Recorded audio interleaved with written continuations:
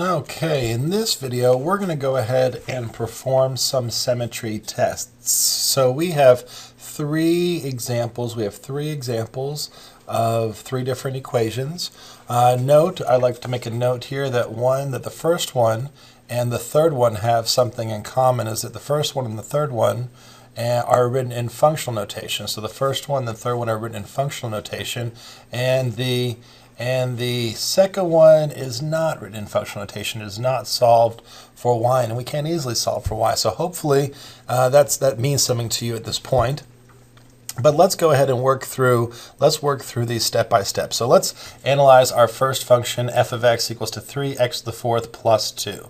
3x to the fourth plus 2. So when we look at this, the first thing I like to do is I like to rewrite this in terms of y. So I have y equals 3x to the fourth plus 2.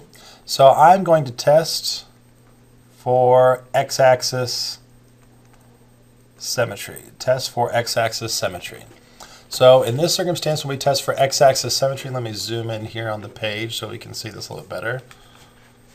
Okay, so we're going to test for x-axis symmetry.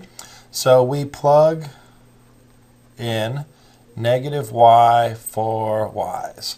So as I plug in negative y, I'm going to have negative y equals 3x to the fourth plus 2.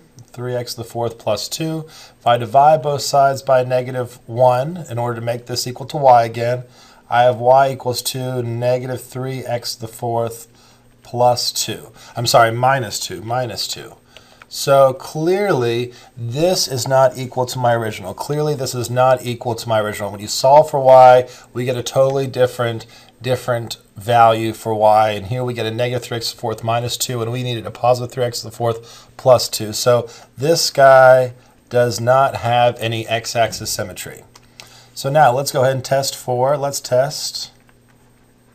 y-axis symmetry. So we're going to test for y-axis symmetry. So we're going to plug in negative x for x. We're going to plug in negative x for x.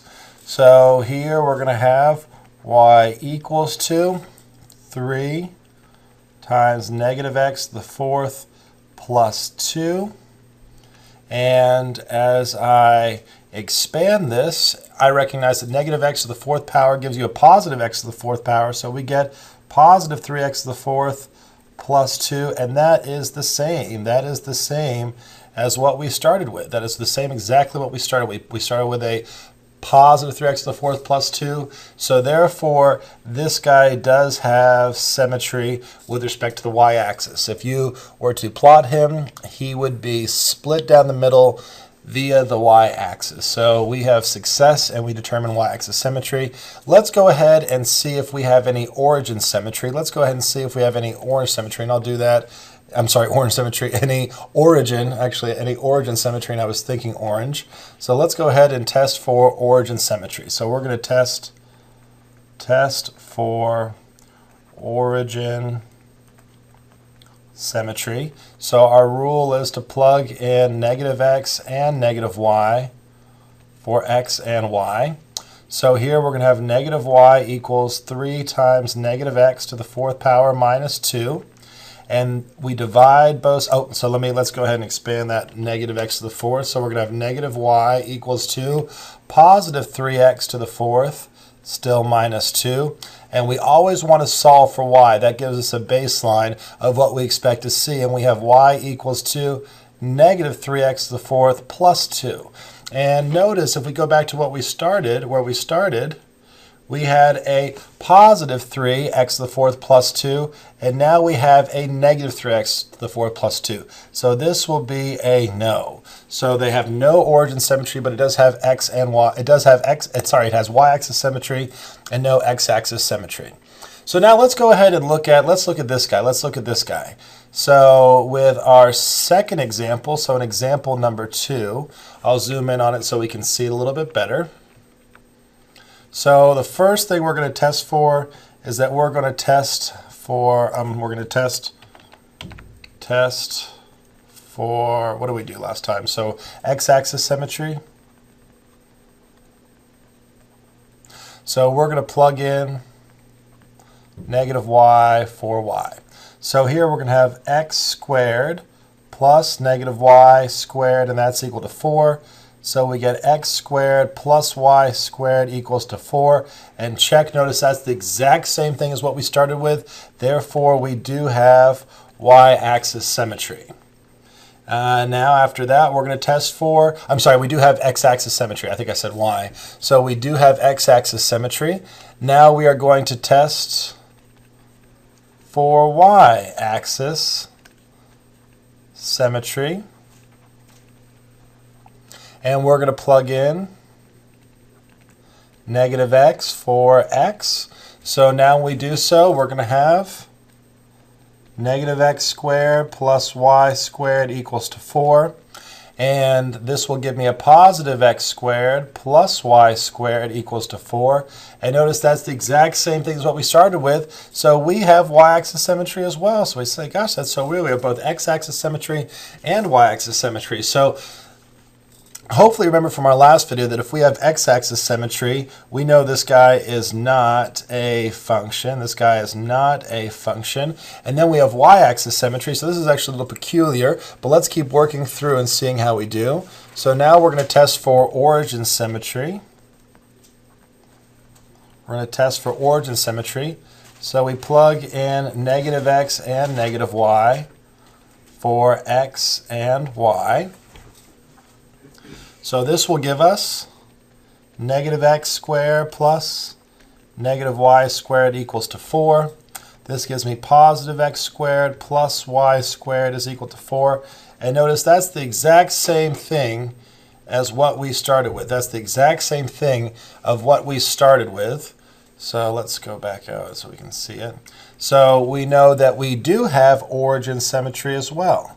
So we say, what kind of graph could we have that has both x-axis, y-axis, and then origin symmetry? And in actuality, what this graph is, I'll do it in, let's say I think this is gray.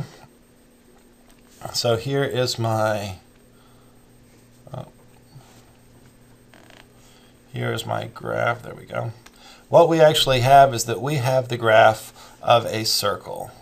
So we have the graph of a circle, and it just so happens this guy is centered at the origin, and he has a radius of 2. So he's got a radius of 2. So we have a graph of a circle centered at the origin, so we see complete symmetry on both the x-axis, the y-axis, and then if we spin it 180 degrees clockwise, there we go, I got it right there. Then we have a circle. So the circles have symmetry with respect to both the x-axis, the y-axis, and the origin. So that would make sense in this example. And we clearly see that if we draw a vertical line through our graph anywhere, it's going to intersect, well, most of the time it's going to intersect at more than 2 points, which violates the vertical line test. So we recognize that we do not have a function. That's clear because we have that x-axis symmetry.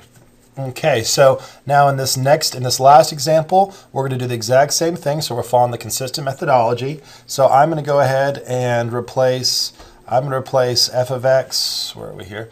I'm going to replace f of x with a value of y and let that equal to x cubed plus 3. So I'm going to let y equal to x cubed plus 3. So I'm going to test for x-axis symmetry. So we plug in, and I like to keep saying this, plug in negative y for y. It helps me remember what I have to do.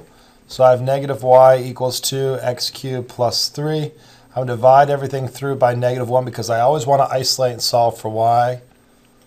And notice that is not what I started with. I started with a positive x cubed plus 3, and this is a negative x cubed plus 3. So this guy does not have any x-axis symmetry. So now we're going to test for x-axis symmetry. So here we're going to plug in negative y for y's. So we're going to have negative y equals 2 x cubed plus 3. I'm going to solve for y. I'm going to solve for, so I'll plug in, I'm sorry, so this first one, So I'm sorry, we're testing for, let me take this back. This is y-axis symmetry, so I wrote that wrong. So we're testing for y-axis symmetry. So we're going to plug in negative x for x. So we're going to plug in negative x for x.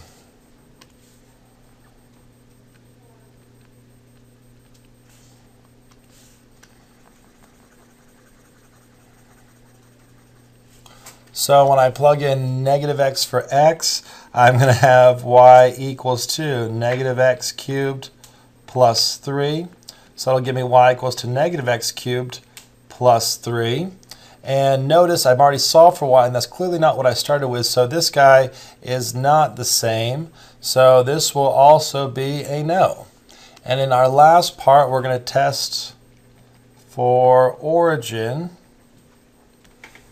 symmetry. We're going to test for origin symmetry. So we plug in negative x and negative y for x and y. So we're going to have negative y equals to negative x cubed plus 3. This gives me negative y equals to negative x cubed plus 3. And again, I want to isolate my y, so I divide everything through by negative 1. And I get y equals to positive x cubed minus 3. So I go back and I look at my original, and I see that I start off with a positive x cubed, a positive x cubed, and a positive 3. And my original was f of x equals to positive x cubed, positive 3. And this is positive x cubed minus 3. So this is actually not symmetric with respect to the origin either. So this is an example of where we have a function that has no symmetry. It has no symmetry with respect to the x-axis, to the y-axis, nor the origin. So sometimes we can have one extreme where they have symmetry with respect to both the x-axis, the y-axis, and then the origin. And then we can have another extreme of where we have no symmetry. We have no symmetry with respect to the x-axis, to the y-axis, nor the origin.